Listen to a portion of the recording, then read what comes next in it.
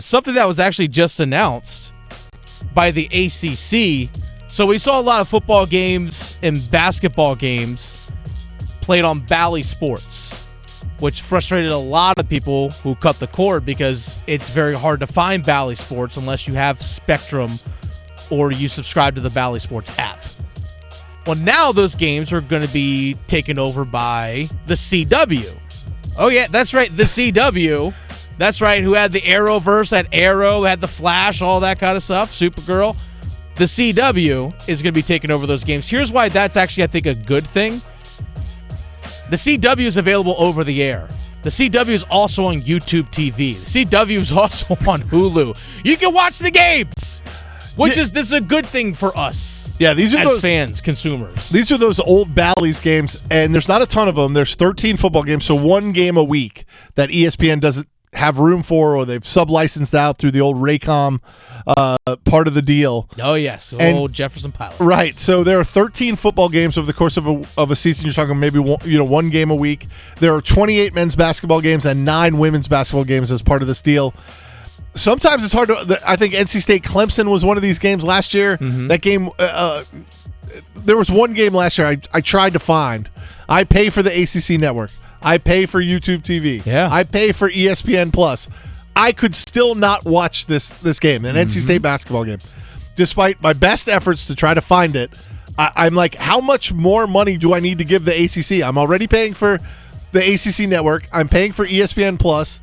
I'm paying for YouTube, a bundling service, to watch these games, and I couldn't watch it. And so now, if you have over the air, you have YouTube, you have any of the networks that or the packages you talked about, you will be able to get these games. There should not be a single ACC football or men's basketball game that you miss because it's on Bally's.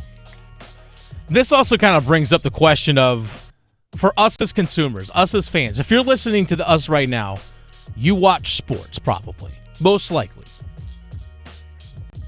The big question I have moving forward for us as consumers and people who watch these things, how we watch these games is evolving, but also I feel like the networks that broadcast these games sometimes actually are making it harder for us to watch them.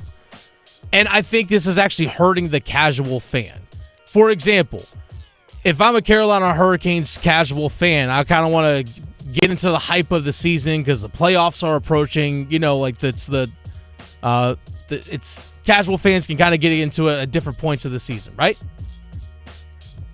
How do I go find it? How do I actually find these games if it's limited on where it's broadcasted and limited in terms of its reach? How do you expect to grow your fan base? Like, in leagues, this is something that leagues have to consider as well, is that if we want to grow our fan base, we have to reach as many people as possible. And sometimes with these RSNs, these regional sports networks, it actually limits the amount of people that can truly watch. Well, this is fascinating moving forward because these teams count on that revenue stream from these regional sports networks. They do. And for a long time, those were widely available. Like, if you really cared, you could get a regional sports network. But with cord cutting and the many different platforms on which we watch sports now, there's a lot more negotiating that has to go on. And a lot of times they don't carry all of the regional sports networks. So what's happening is Bally's and Sinclair and these regional sports networks are pulling out of markets. And now teams are going to have to decide. We're seeing this in baseball and basketball. We're likely to see it in hockey. Mm-hmm. Do we give up this huge pot of money, $50 million a year, $100 million a year? It depends on what market you're in. How do we replace that money? Yeah. And do we take our games over the air? Do we put them on WRAL? Do we put them on Fox 50 to get a lot of reach? A lot of people can watch those games, but we're not making a ton of money if that's how we do it. Like, we need the fees from the regional sports network that the cable customers pay to the regional sports network. The regional sports network then pays a lot of those fees back to the team. Mm-hmm. That economic model is breaking down, and I'm not sure. Yeah. It's crumbling. I'm not sure where the teams go for money. Are we going to start to see salary caps constrict, get less? Are we going to see team revenue go down and thus salaries go down because of this issue? Well, so for example, the NHL is actually driven a lot by gate receipts. I know television money and all that's a big deal. The salary cap is projected to jump up next year for the NHL. I think about $4 or $5 million actually. So their national TV deals with ESPN and Turner are big.